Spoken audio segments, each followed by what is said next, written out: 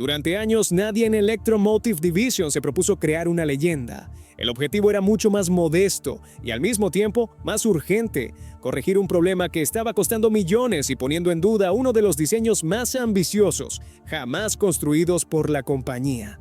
En ese proceso, casi por accidente, nació una locomotora que muchos consideraron un error improvisado y que terminaría reescribiendo las reglas del transporte de carga en montaña. Todo comenzó con una paradoja incómoda. Sobre el papel, el EMDS D45 debía ser la respuesta definitiva para el transporte pesado. Equipado con un motor diésel de 20 cilindros, enorme para su época, ofrecía una potencia que superaba ampliamente a la mayoría de sus contemporáneos. Más potencia significaba trenes más largos, menos locomotoras por composición y, en teoría, una reducción directa de costes operativos. Para los departamentos de compras, la lógica era impecable. El problema era que el ese ferrocarril no se mueve sobre papel. En rutas de montaña como Donner Pass en California o el corredor del túnel Moffat en Colorado, la realidad era muy distinta. Allí, los trenes no podían aprovechar la potencia máxima durante breves aceleraciones, sino que debían sostenerla durante kilómetros enteros, a baja velocidad, dentro de túneles largos, estrechos y mal ventilados. Era el peor escenario posible para un motor grande y exigente en términos de refrigeración. Las tripulaciones lo sabían antes que nadie. Al entrar en un túnel, la temperatura comenzaba a subir de forma implacable.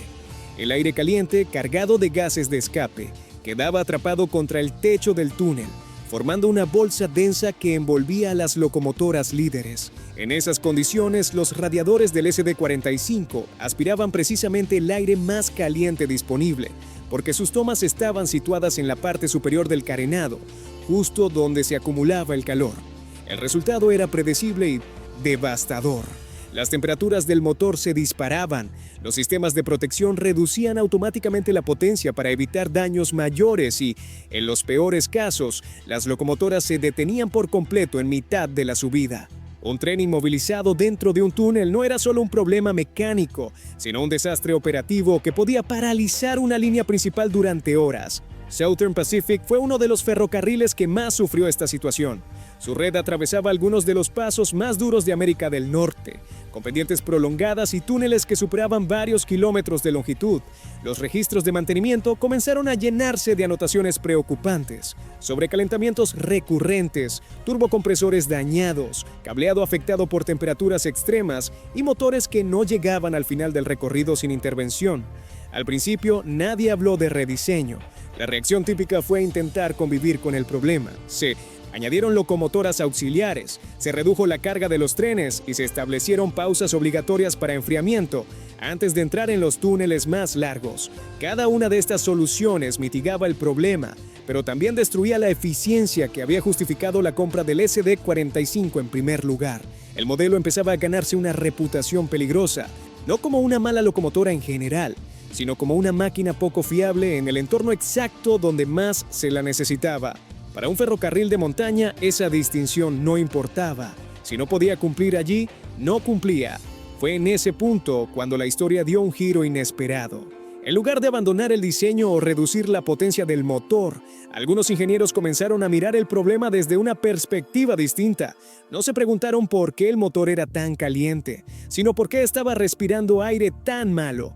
Dentro de un túnel, el calor no se distribuye de forma uniforme. El aire más caliente y contaminado sube, mientras que cerca del nivel de los carriles permanece una capa relativamente más fría y densa. Esa observación, aparentemente trivial, cambió todo. Si las tomas de aire se encontraban en el lugar equivocado, la solución no era reforzar los radiadores hasta el infinito, sino mover las tomas de aire. La idea parecía demasiado simple para ser revolucionaria, y por eso mismo fue recibida con escepticismo. Durante décadas, la industria había situado las tomas de refrigeración en zonas elevadas para evitar polvo, nieve y residuos del balasto. Bajarlas al nivel de las pasarelas implicaba desafiar una convención profundamente arraigada. Aún así, la presión operativa era tan grande que se autorizó una prueba. En talleres de Southern Pacific, un pequeño grupo de locomotoras fue modificado de manera casi experimental. Se abrieron nuevas tomas de aire en la parte baja del carenado, cerca de las pasarelas laterales, y se rediseñó por completo el flujo interno de refrigeración. Los ventiladores, tradicionalmente situados sobre los radiadores, fueron reubicados para forzar el aire frío desde abajo hacia arriba, en lugar de intentar succionar aire caliente contra la convección natural. Nadie esperaba milagros inmediatos. Las primeras pruebas se realizaron con instrumentación exhaustiva. Sensores de temperatura, presión y flujo de aire registraban cada segundo del recorrido. Cuando estas locomotoras modificadas entraron en los túneles de la Sierra Nevada, ocurrió algo que dejó a muchos ingenieros en silencio. Las temperaturas se mantenían dentro de márgenes seguros durante todo el ascenso. No había reducción automática de potencia. El motor seguía empujando con una estabilidad que hasta entonces parecía imposible. La explicación era tan simple como incómoda. El aire tomado a nivel de pasarela era significativamente más frío, incluso dentro del túnel. Esa diferencia, que podía parecer marginal en condiciones normales, era suficiente para evitar que el sistema cruzara el umbral crítico de sobrecalentamiento. El motor no había cambiado. El entorno que respiraba, sí. Lo que había empezado como un ajuste improvisado se convirtió rápidamente en una propuesta formal. AMD tomó nota de los resultados y comenzó a trabajar en una versión específica del SD45 diseñada desde el principio para entornos de túnel y alta montaña. El proyecto no nació como una revolución planificada, sino como una respuesta pragmática a un problema urgente. Así apareció el SD45T2, donde la letra T no significaba tecnología futurista ni potencia superior, sino algo mucho más concreto: túnel. Era una locomotora concebida para sobrevivir allí donde otras fallaban, no gracias a más potencia, sino gracias a una comprensión más fina de la física real del ferrocarril.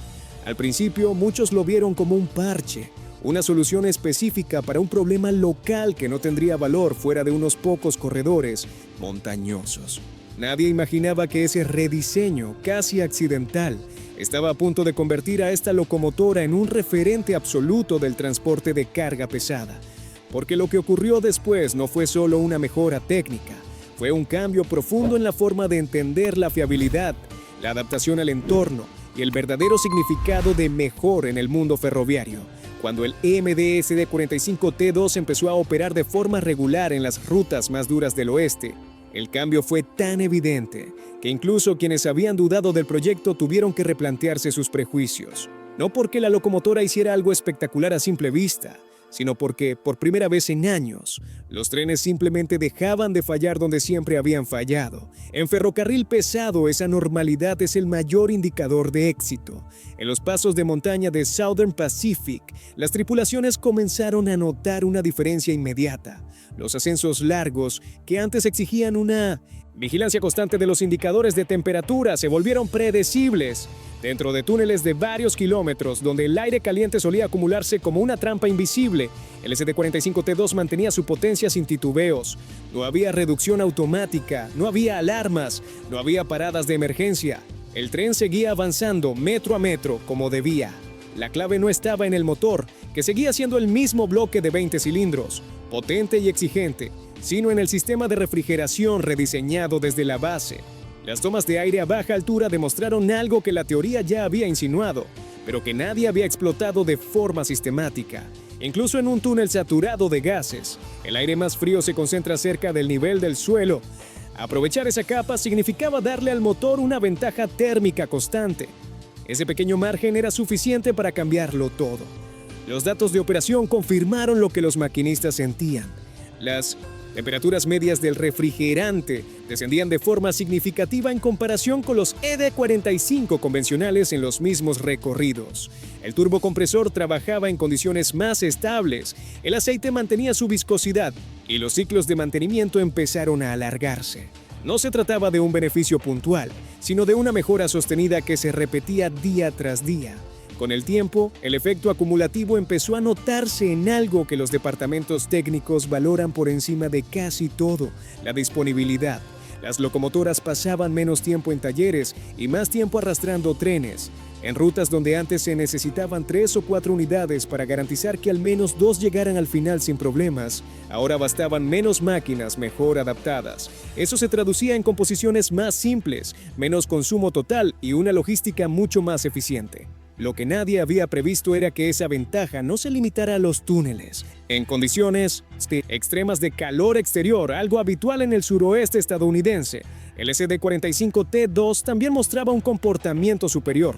Al aspirar aire más denso y relativamente más fresco desde abajo, el sistema de refrigeración mantenía su eficacia incluso cuando la temperatura ambiente superaba los 40 grados. En un mundo donde el clima puede variar de forma brutal a lo largo de una misma ruta, esa resiliencia era oro puro. Poco a poco, la percepción del modelo empezó a cambiar.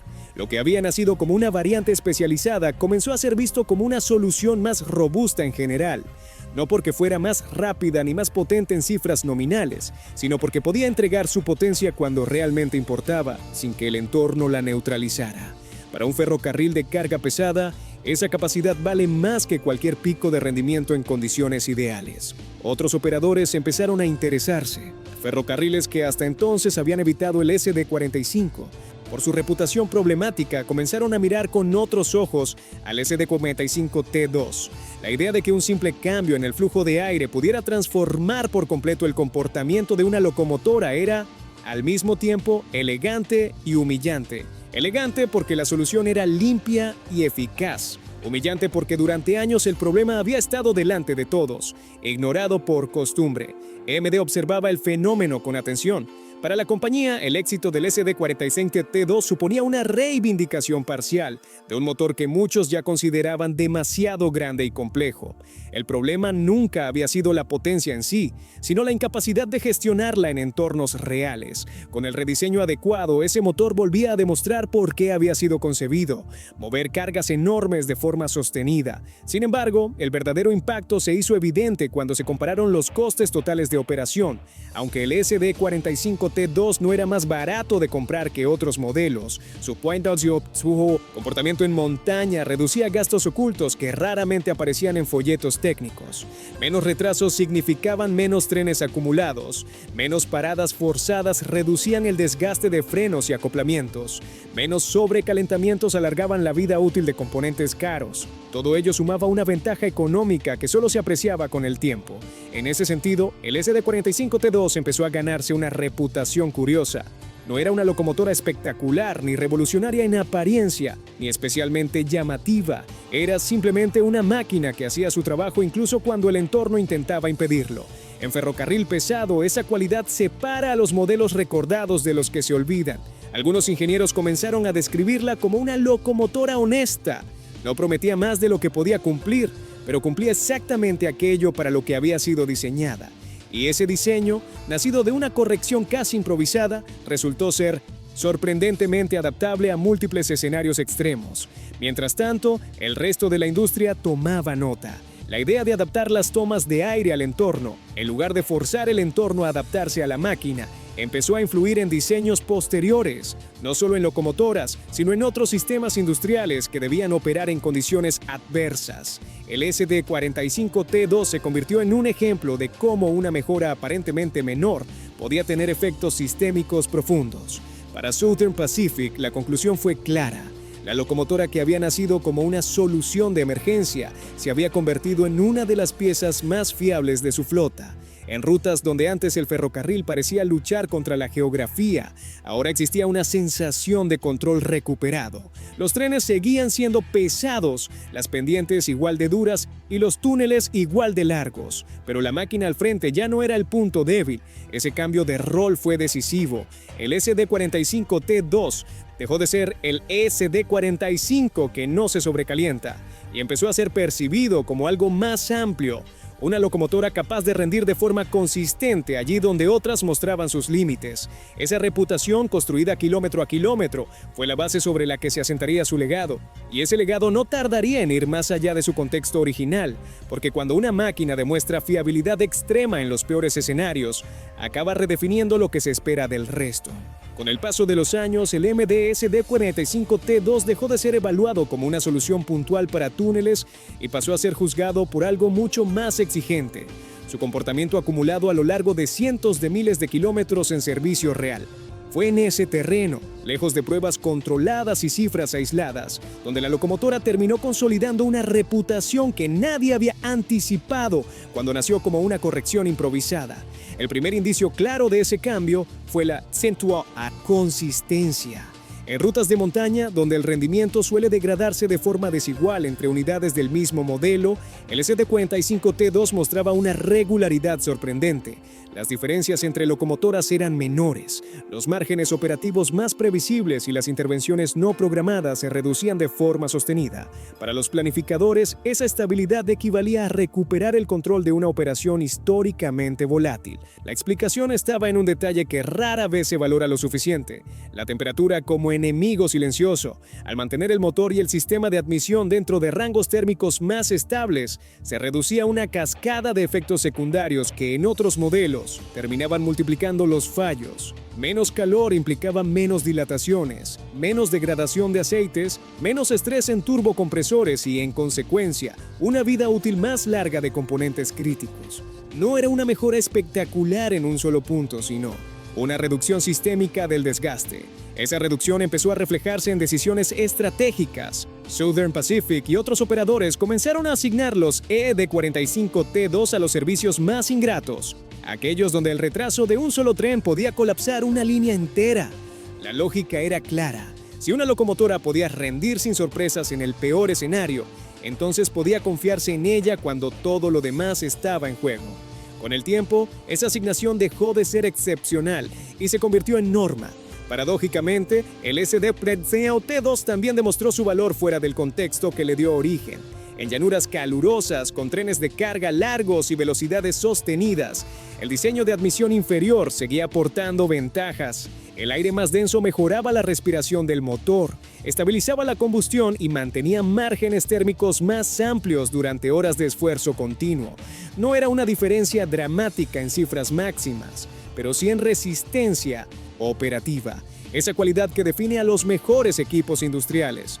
Con el tiempo, la industria empezó a comparar el SD45T2 con otros modelos no por su potencia nominal, sino por su capacidad de entregar potencia útil sin degradación prematura.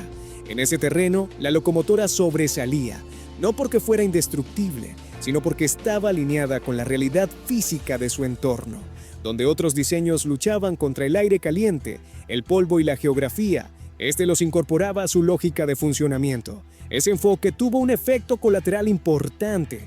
Cambió la conversación sobre lo que significa mejor en el ferrocarril de carga. Durante años, la discusión había girado en torno a cifras de potencia y velocidad. El SD45T2 desplazó el foco hacia la fiabilidad sostenida, hacia la capacidad de cumplir sin drama en condiciones que castigan cualquier exceso de optimismo técnico. En un negocio donde el margen se mide en toneladas kilómetro y puntualidad, ese cambio de criterio fue decisivo. MD tomó nota. Aunque el motor de 20 cilindros acabaría siendo superado por diseños más eficientes, la elección del SD45T2 sobrevivió al propio modelo. La ubicación de tomas de aire, el control del flujo térmico y la adaptación al entorno pasaron a considerarse variables de primer orden en diseños posteriores.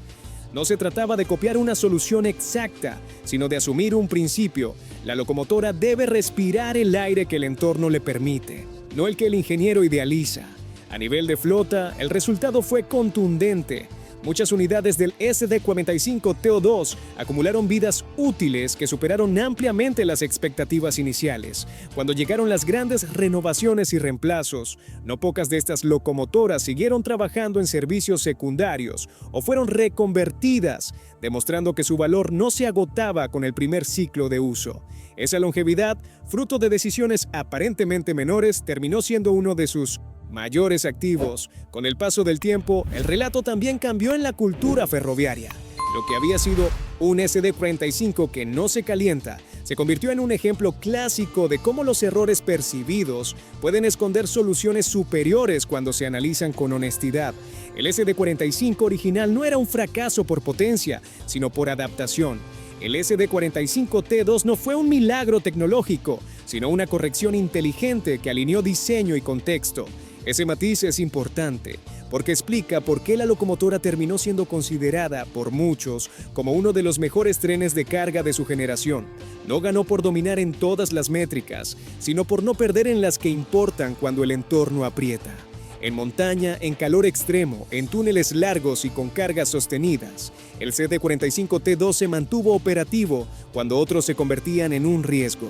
Al final, Su historia deja una lección que va más allá del ferrocarril. La innovación no siempre surge de una hoja en blanco ni de una visión grandilocuente. A veces nace de admitir un error, observar el entorno con humildad y aceptar que la solución no consiste en añadir más, sino en colocar mejor lo que ya existe. El SD45T2 fue creado por error en el sentido más literal, para corregir un fallo, y al hacerlo superó a diseños que habían sido concebidos con ambiciones mucho mayores. Por eso su legado persiste, no como una rareza de túnel ni como una nota al pie de un catálogo, sino como un recordatorio de que el mejor tren de carga no es el más potente ni el más moderno, sino el que entrega resultados cuando la vía, el clima y la geografía se confabulan en su contra. En ese escenario, el SD45T2 no necesitó reinventar el ferrocarril, le bastó con respirar mejor. Y en el mundo real del transporte pesado, esa diferencia es la que separa a las locomotoras que prometen de las que cumplen.